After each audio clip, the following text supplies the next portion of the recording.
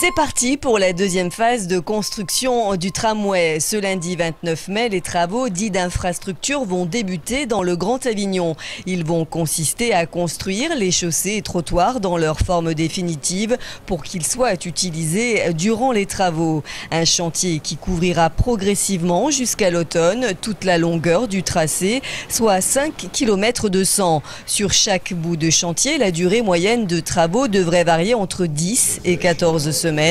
Une organisation voulue par le Grand Avignon.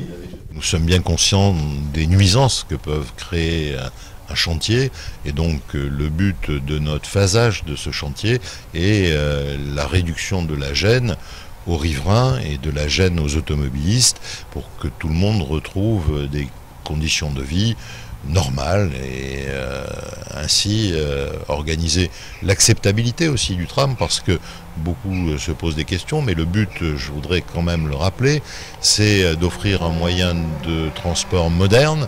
Aujourd'hui, ce qui fait la qualité de vie dans une agglomération, c'est la qualité de la mobilité, les distances, les temps de parcours travail-domicile, les temps de parcours pour aller faire des courses, pour ses loisirs, pour sa vie personnelle, doivent se réduire, ne doivent plus se passer dans des atmosphères polluées et dans des embouteillages automobiles. C'est des travaux relativement importants parce qu'on va casser des trottoirs, refaire des voiries, on va installer aussi la multitubulaire du tramway, c'est un nom un peu barbare mais c'est important, c'est toute la partie électrique du projet.